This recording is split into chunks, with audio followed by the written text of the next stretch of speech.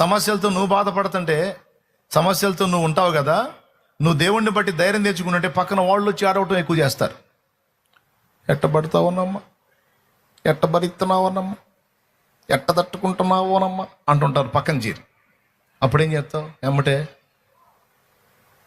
నువ్వు కూడా ఏడప మొదలు పెడతావా? అప్పుడు నువ్వు అనాల్సింది తెలుసా,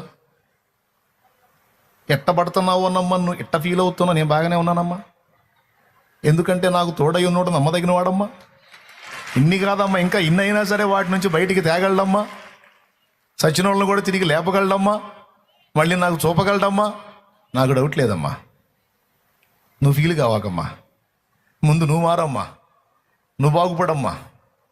నా బాధలకి నాకు సమాధానకర్త ఉన్నాడమ్మా, నువ్వేనమ్మా దిక్కు లేకుండా ఉన్నావు అని రిటర్న్ కౌంటరే. ఆ మనిషి ఎందుకు ఓదారుద్దామని పోతే ఏంది నాతో అట ఎటకారం